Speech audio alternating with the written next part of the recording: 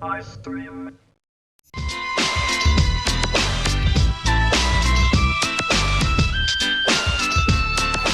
വിതുര വഴി ഞാൻ ആര്യനാട് എത്തിയിരിക്കുകയാണ്. ആര്യനാടെന്ന് പറയുമ്പോൾ വിതുരയിൽ നിന്ന് ടേൺ ചെയ്ത് വരികയാണെങ്കിൽ ഏതാണ്ട് ഒരു 7 കിലോമീറ്റർ, നെടുമങ്ങാട് റൂട്ട് വരികയാണെങ്കിൽ 12 കിലോമീറ്റേഴ്സ്, 12 കിലോമീറ്റർ. ആര്യനാട് ജംഗ്ഷനിൽ വന്നിട്ട് കോട്ടയ്ക്കകം ഭാഗത്തേക്ക് വരണം. അവിടെ കൂടി വന്നാൽ പ്ലാവിലമുക്ക്, ഇതാണ് സ്ഥലം. പ്ലാവിലമുക്കിലാണ് ഇപ്പോൾ നിൽക്കുന്നത്. പ്ലാവിലമുക്കിലൊരു ഫേമസ് കടയുണ്ട്. ഈ ആര്യനാട് ഭാഗത്തെല്ലാം തന്നെ കോഴിത്തോരൻ വളരെ പ്രധാനമാണ്. വേറെയും കടകളിൽ കോഴിത്തോരനുണ്ട്, പക്ഷേ ഈ കട വളരെ സ്പെഷ്യൽ. ഈ കടയ്ക്ക് പ്രത്യേകിച്ച് പേരൊന്നും ഇട്ടിട്ടില്ല. ഒരു ചെറിയ കടയാണ്. പക്ഷേ ഈ ചെറിയ കടയുടെ വലിപ്പം നോക്കണ്ട, ഇവിടുത്തെ ബിസിനസ് കച്ചവടത്തിൻ്റെ ഒരു വോളിയം നോക്കുക. സ്വാദറിഞ്ഞിട്ട് ആൾക്കാർ പല സ്ഥലത്തു നിന്നും വന്ന് ഭക്ഷണം കഴിച്ചു പോകുന്ന സ്ഥലമാണ്. ഈ കടയ്ക്ക് ഒരുപാട് പ്രത്യേകതകളുണ്ട്. പ്രത്യേകിച്ച് പറയാനാണെങ്കിൽ ഇതൊരു ഫാമിലി ബിസിനസ്. അച്ഛൻ, അമ്മ, മകൾ, മരുമകൻ, പിന്നെ അതേ 2 കൊച്ചാളുകളുണ്ട്. ഇവരെല്ലാവരും കൂടി ചേർന്ന് നടത്തുന്നത്. അപ്പോൾ ശംഭുവും ശങ്കരനും. അപ്പോൾ കടയ്ക്ക് പേരിട്ടില്ല, സന്ധ്യയുടെ പേരിൽ പറയാൻ വേണമെങ്കിൽ ശംഭു ശങ്കരൻ്റെ പേരിൽ പറയാം. കോഴിത്തോരന് ഫേമസ് ആയിട്ടുള്ള കടയെന്ന് ചോദിച്ചാൽ പറഞ്ഞു തരും. ആരോട് വേണമെങ്കിലും ചോദിക്കാം. ആര്യനാട് വന്നിട്ട് ഈ പ്ലാവിലെ മുക്ക് എത്തിയാൽ മതി. ഉച്ചയ്ക്ക് ഒരുപാട് കസ്റ്റമേഴ്സ് വരും. അപ്പം നമ്മൾ വന്നു എന്ന് പറഞ്ഞാൽ അവരുടെ ജോലി മുടങ്ങാൻ പാടില്ലല്ലോ. ഉള്ളിയെല്ലാം അരിഞ്ഞ് കഴിഞ്ഞിട്ട് നമ്മൾ കോഴിത്തോരൻ പ്രിപ്പറേഷൻ കാണും. പിന്നെ വിറക് കത്തി തന്നെ വിളിച്ചു തുടങ്ങി. വിറക് അടുപ്പിലാണ് ഇതിവിടെ കോഴിത്തോരനൊക്കെ ഉണ്ടാക്കുന്നത്. അതാണ് അതിൻ്റെ മറ്റൊരു സ്വാദിൻ്റെ കാര്യം. അപ്പോൾ അച്ഛൻ, അമ്മ എന്ന് പറയുന്ന ആൾക്കാരാണിത്. ഇത് മിസ്റ്റർ തങ്കപ്പൻ, ഇത് മിസ്സസ് ഗിരിജ, പിന്നെ മകളുണ്ട് സന്ധ്യയല്ലേ മോളുടെ പേര്, പിന്നെ ചെറുമക്കളെയും കണ്ടല്ലോ. അപ്പോൾ ഇവരൊക്കെയാണ് എൻ്റെ ആൾക്കാർ. അപ്പോൾ ഞാൻ ഉള്ളിയൊക്കെ അരിഞ്ഞ് കഴിഞ്ഞു അല്ലേ കുറച്ച്.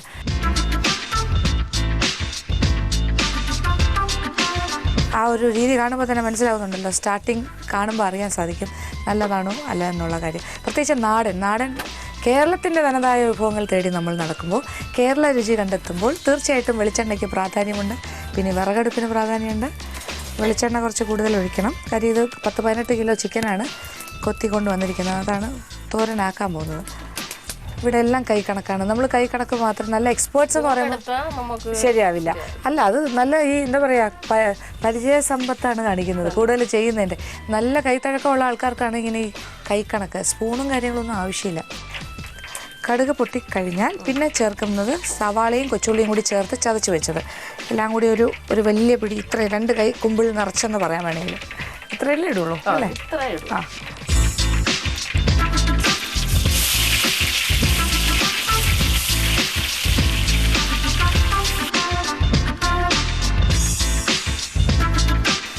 അപ്പോൾ ഇപ്പോൾ ആദ്യം ചേർത്ത ഉള്ളി കണ്ടല്ലോ, അതിൻ്റെ ഒരു ഗോൾഡൻ ബ്രൗൺ കളർ ആകുമ്പോൾ നീളത്തിലരിഞ്ഞ സവാള കുറച്ച് ചേർക്കും.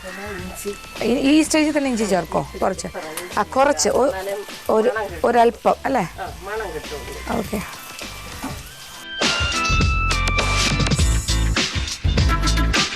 ഇവിടെ എത്ര കാലമായി കാണും ഈ കട തുടങ്ങിയിട്ട്? ഇത് 15. അപ്പോൾ തുടക്കം എവിടെയായിരുന്നു? ഞങ്ങൾ 2-3 കട വാടകയ്ക്ക് എടുത്തു. അത് ഈ പരിസരത്തൊക്കെ തന്നെയായിരുന്നു. ഈ സ്ഥലത്ത് വന്നിട്ട് 15 വർഷമായി അല്ലേ? ഓക്കെ.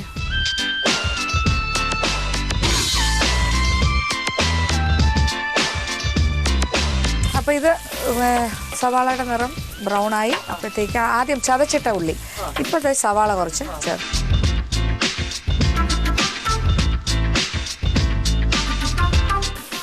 അപ്പോൾ ഒരു സ്റ്റെപ്പ് സവാള, ഒരു 5-6 സവാള നീളത്തിന് അരിഞ്ഞതിട്ട് വാട്ടിയെടുക്കുമ്പോൾ അത് കളർ മാറിയില്ല. വാടി കുറച്ച് നിറം മാറാൻ തുടങ്ങുന്നതിന് മുന്നേ തന്നെ ഇറച്ചി ഇട്ടു. ഇറച്ചി ഒരു 10-18 കിലോ കട്ട് ചെയ്ത് വെച്ച്, ഏതാണ്ട് ചില്ലി ചിക്കൻ്റെ സൈസ് എന്ന് പറയാൻ പറ്റില്ല, ഏതാണ്ട് ആ സൈസിന് കട്ട് ചെയ്ത് കൊത്തിയെടുത്ത് ആ ഇറച്ചി ഇട്ടതോടൊപ്പം തന്നെ ഒരു 2 സവാള നീളത്തിന് അരിഞ്ഞത് അതിൻ്റെ മുകളിലായിട്ടിട്ടു. ഫ്രഷ് സവാള. എന്നിട്ട് പിന്നെ ഇളക്കി കൊടുക്കുന്നു നന്നായിട്ട്. തേങ്ങ ഒന്ന് ചതച്ചെടുത്തതിലേക്ക് മുളക് പൊടി, എരിവിനാവശ്യമുള്ള മുളക് പൊടി അറിയാൻ പറ്റുള്ളൂ അല്ലേ? ഓക്കെ. കുറച്ച് കറിവേപ്പില,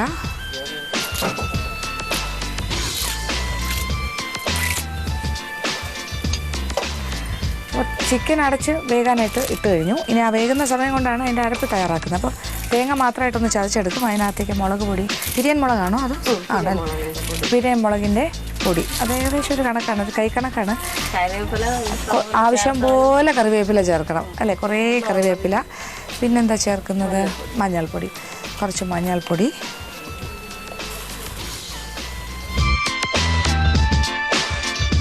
ഒരു കറക്റ്റ് കണക്കിന് അങ്ങ് ഇടുകയാണ്. എന്നിട്ട് കൈ കൊണ്ട് നന്നായിട്ടൊന്ന് വിരകിയെടുക്കും അല്ലേ, ഞെകിടി വിരകിയെടുക്കും.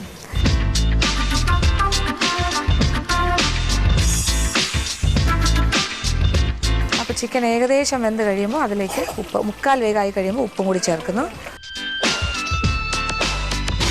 കുറച്ച് ഗരം മസാല പൊടി ചേർക്കുകയാണ്.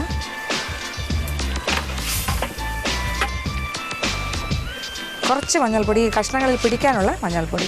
ഇനി അരപ്പിൻ്റെ കൂടെ വേറെ മഞ്ഞൾപ്പൊടി ചേർത്തിട്ടുണ്ട്. തേങ്ങ ചതച്ചത് അതിനകത്തേക്ക് ഇടുകയാണ്. അപ്പോൾ ചിക്കൻ നന്നായിട്ട് വെന്ത് കഴിഞ്ഞു. അപ്പോൾ തേങ്ങ ചതച്ചതും ചേർത്ത് കഴിഞ്ഞു. അപ്പോൾ തേങ്ങയുടെ കൂട്ട് കണ്ടതാണല്ലോ, ചതച്ച തേങ്ങയുടെ കൂടെ തോരൻ്റെ ഭാഗത്തിന് ചതച്ചതിൽ മുളക് പൊടി, മഞ്ഞൾപ്പൊടി, കറിവേപ്പില കൈ കൊണ്ട് നന്നായിട്ട് ഞെകിടിയെടുത്താണ്. അതും അതിനകത്തേക്ക് ചേർത്തു. അപ്പോൾ ഇച്ചിരി വെള്ളം ബാക്കിയുണ്ടായിരുന്നു, അത് കൂടെ ചേർത്ത് അങ്ങ് ഇളക്കി എടുക്കുമ്പോൾ അതെല്ലാ ഭാഗത്തേക്കാവും പച്ചച്ചുവയൊക്കെ മാറും തേങ്ങയുടെ. എന്നിട്ട് ഇച്ചിരി നേരം കൂടെ അടുപ്പിലിട്ട് ഇളക്കി കൊടുക്കുക. തോർത്തി എടുക്കുകയാണ്. തോരൻ എന്ന് പറഞ്ഞാൽ നല്ല തോർന്നിരിക്കണം. അപ്പോൾ അതിങ്ങനെ മൂത്ത് വരുന്നതിനനുസരിച്ച് തോർത്തി എടുത്ത് അടുപ്പിൽ നിന്ന് മാറ്റും. അങ്ങനെ ഗിരിജ ചേച്ചിയുടെയും നെങ്ങമ്പ ചേട്ടൻ്റെയും സ്പെഷ്യാലിറ്റി ഡിഷായ ചിക്കൻ തോരൻ, ആ കൈപ്പുണ്യൊക്കെ ഞങ്ങൾ അറിയാൻ പോവാണത്. ഇലയിൽ വിളമ്പി കഴിഞ്ഞു. ഇതാണ് ഇവിടുത്തെ സ്പെഷ്യൽ മുളകാണ്. ഒടൻകൊല്ലി അല്ല, എന്താ പറഞ്ഞാൽ ഒടൻകൊല്ലി എന്ന് പറഞ്ഞാൽ ഒടൻകൊല്ലും എന്നാണ്, അങ്ങനെയല്ല. നല്ല എരിവുള്ള മുളകാണ്, ഭയങ്കര ഫ്ലേവറാണ് ഈ മുളകിന്. ഈ മുളകാണ് ഈ സലാഡിൽ ചേർത്തിരിക്കുന്നത്. ഉള്ളിയും ഈ ഒടൻകൊല്ലി മുളകും കൂടെ അരിഞ്ഞിട്ടിട്ട് തൈരൊക്കെ ചേർത്തിട്ടൊരു സലാഡ്, അത് ഇവിടുത്തെ സ്പെഷ്യാലിറ്റി. നല്ലൊരു നാരങ്ങ അച്ചാർ, പിന്നെ കപ്പ വേവിച്ചത്. ട്രിവാൻഡ്രക്കാരുടെ സ്പെഷ്യലാണ് മഞ്ഞ നിറത്തിൽ കപ്പ ഉടച്ചത്, കണ്ടില്ലേ? ചീകി അരിഞ്ഞാണ് ചെയ്യുന്നത്. നല്ല വേകുന്ന കപ്പ, അതിൻ്റെ കൂടെ സ്വാദിഷ്ടമായ എന്താ പറയുക ചിക്കൻ തോരൻ, നല്ല തൂഷനില, എല്ലാം വളരെ ഹൈജീനിക്കാണ്. കുഞ്ഞു കടയാണെങ്കിലും വളരെ ഹൈജീനിക്, വീട്ടിൽ തയ്യാറാക്കുന്ന പോലെ. പിന്നെ ഇവിടെ വരുന്ന കസ്റ്റമേഴ്സിന് ഇത് ഗ്രേവി കുറവായതുകൊണ്ട് ഇത് തോരനല്ലേ, അതുകൊണ്ട് കുറച്ച് ചിക്കൻ്റെ കുറച്ച് പീസസൊക്കെ ഇട്ടൊരു കറി പോലെ ഉണ്ടാക്കിയിട്ട് അതിൻ്റെ ചാറും കൂടി കൊടുക്കും. വേണമെന്നുള്ളവർക്ക് ഒഴിച്ച് കഴിക്കാൻ. നല്ല വെന്ത ചോറ് പാകത്തിന് എല്ലാം റെഡി. ഞാനിനി എന്താ ചെയ്യേണ്ടത്? കഴിച്ചാൽ മാത്രം പോരെ? കഴിക്കാനായിട്ട് എനിക്കൊരു വല്ലാത്ത ആകാംക്ഷയിലാണ് ഞാൻ. ചിക്കൻ തോരൻ, ഇത്രയും ഫേമസ് ചിക്കൻ തോരൻ കഴിക്കണ്ടേ?